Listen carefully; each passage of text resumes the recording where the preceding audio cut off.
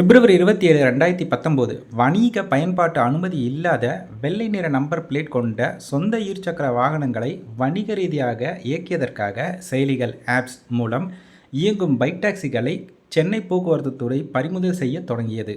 ஜூலை முதல் ஆகஸ்ட் 2019 ராபிடோ போன்ற நிறுவனங்கள் தொடர்ந்த வழக்கின் அடிப்படையில் இதற்கான விதிகளை உருவாக்குவது குறித்து சென்னை உயர்நீதிமன்றம் விசாரித்தது. ஆனால் இடைக்கால தடையோ அல்லது பைக் டாக்ஸிகளுக்கான சட்டப்பூர்வ அனுமதியோ வழங்க நீதிமன்றம் மறுத்துவிட்டது. மார்ச் முதல் ஏப்ரல் 2023 அன்று ஆட்டோ தொழிலாளர்கள் சங்கங்களின் கடுமையான எதிர்ப்பை அடுத்து சென்னையில் அனுமதியின்றி இயங்கும் பைக் டாக்ஸிகளுக்கு எதிராக சிறப்பு அதிரடி சோதனைகளை நடத்துமாறு வட்டார போக்குவரத்து அலுவலருக்கு ஆர்டிஓஸ் போக்குவரத்து ஆணையரகம் உத்தரவிட்டது.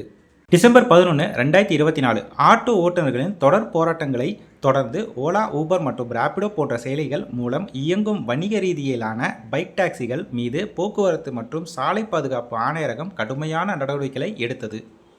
டிசம்பர் 26, 2025 அன்று ஸ்ரீபெரும்புத்தூர் போன்ற சென்னை புறநகர் தொழிற்பேட்டை பகுதிகளில் ஆட்டோ ஓட்டுநர்களுக்கும் பைக் டாக்ஸி ஓட்டுநருக்கும் இடையே மோதல்கள் வெடித்தன. பைக் டாக்ஸி ஓட்டுநர்களை ஆட்டோ ஓட்டுநர்கள் பிடித்து போலீசாரிடம் ஒப்படைத்தனர்.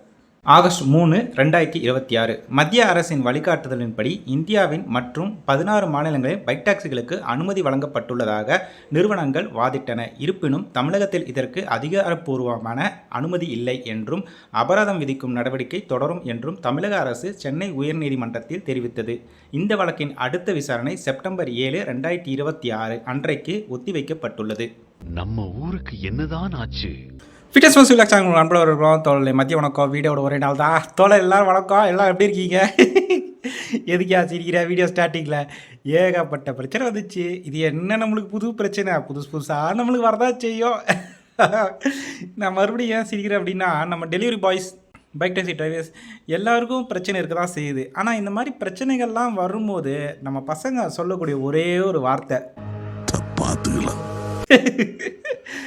ஐயோ என்ன சொல்கிறது தோழர்?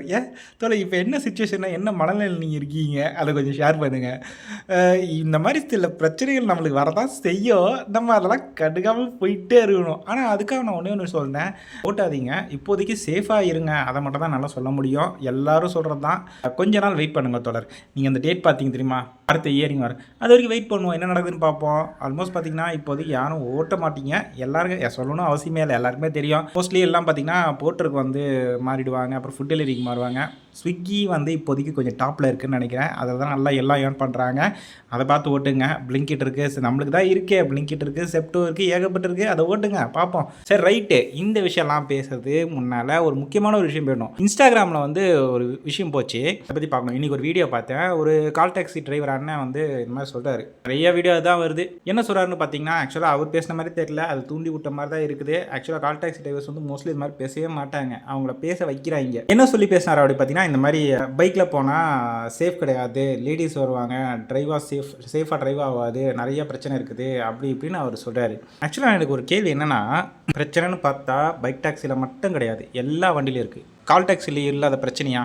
ஒரு கால் டாக்ஸி சென்னையில் இருக்கக்கூடிய 100% ஒரு 60-70% காரை நல்லா நோட் பண்ணி பாருங்கள். முன்னாடி மட்கார்டு இருக்காது. நான் சொல்றது கால் டாக்ஸிஸ்.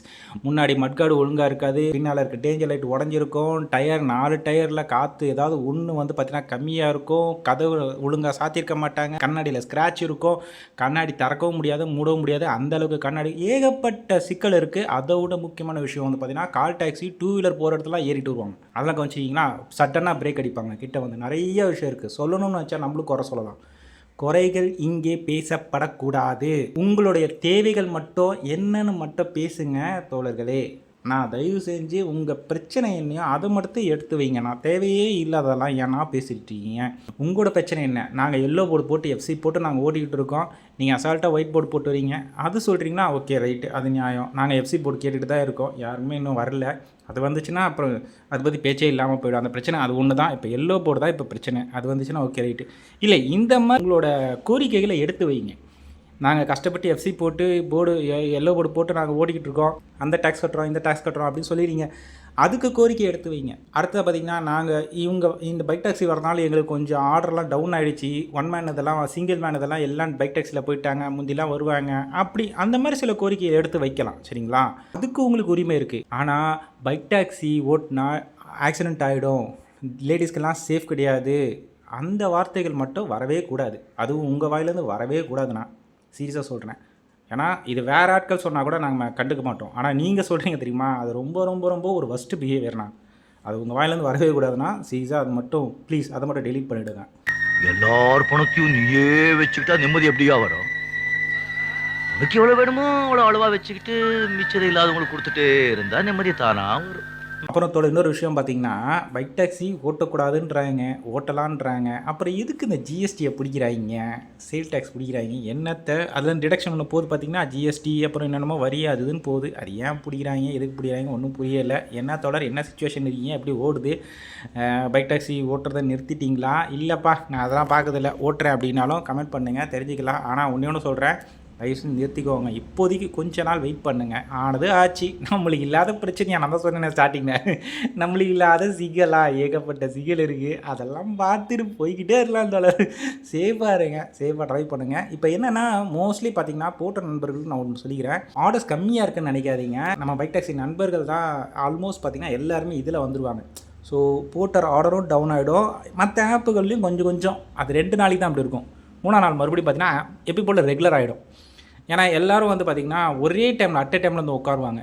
இப்போ டைம் ஸ்ப்ளிட் ஆகும். 2 நாள் கழிச்சு அவங்க கொஞ்சம் ஒரு மைண்டு ஃபிக்ஸ் ஆவாங்க. பைக் டாக்ஸி நண்பர்கள்லாம் கொஞ்சம் டைம் ஃபிக்ஸ் ஆவாங்க. நம்ம காலைல ஓட்டலாம், இல்லை மத்தியானம் ஓட்டலாம் அப்படின்னு ஏதாவது ஒரு மைண்டு ஃபிக்ஸ் பண்ணணும். அது 2 நாள் ஆகும். 2 நாள் ஆன பிறகு பார்த்திங்கன்னா மறுபடியும் அது எல்லாமே ஒரே நம்மளுக்கு ஈக்குவலாக ஆர்டர் வர ஆரம்பிச்சிடும். இப்போது 2 நாள் பார்த்திங்கன்னா நம்மளுக்கு ரொம்ப டவுனாக இருக்கும் மாதிரி தான். என்னடா அது மாதம் ஸ்டார்டிங்லேயே எப்படி இருக்கேன்னு நினைக்காதீங்க, அப்படி தான் இருக்கும். போட்டர் மட்டும் இல்லை, அது ஃபுட் டெலிவரி எல்லாருக்குமே கொஞ்சம் டவுனாக இருக்கும் பாருங்க. ஏன்னா ஒட்டுமொத்த பைக் டாக்ஸி டிரைவர்ஸும் இது ஓட்ட ஆரம்பிச்சிருவாங்க. சரிங்களா? நண்பர்கள் அவங்கெல்லாம் வந்துருக்கு. நம்ம இடம் கொடுப்போமே, அவங்க தான் இடம் கொடுக்கல, நம்மளாவது இடம் கொடுப்போமே. நம்ம டெலிவரி பாய்ஸ்க்கு யார் இடம் கொடுப்பா? நம்மளுக்கு தான். நம்ம பைக் டாக்ஸி டிரைவர்ஸ்க்கு யார் இடம் கொடுப்பா? நம்ம மாதிரி டெலிவரி பாய்ஸ் தான் இடம் கொடுக்க போகிறோம். நல்லா இருப்போம், எல்லாம் நல்லா இருப்போம். அவ்வளோதான் தோழர், எனக்கு தெரிஞ்சதை சொல்லிட்டேன். ஆனால் எனக்கு இந்த ஒரு இதை பார்த்தோன்னா உடனே உங்களுக்கு சொல்லணும்னு தோணுச்சு. இன்ஸ்டாகிராமில் இப்படி ஒரு வீடியோ போட்டிருந்தாங்க, பார்த்து எனக்கு ஷாக் ஆகிடுச்சு. என்றைக்குமே சேஃபாக தான் இருக்கணும், அதுதான் முக்கியம். சரி ரைட்டு, க்ளோஸ் பண்ணிக்கலாம். பப்பாய். எதுக்கும் ஃபீல் பண்ணால் நீங்கள் தோழர், எல்லாத்துக்கும் ஆண்டவர் இருக்கார், எல்லா ஆண்டவர் பார்த்துக்காரு.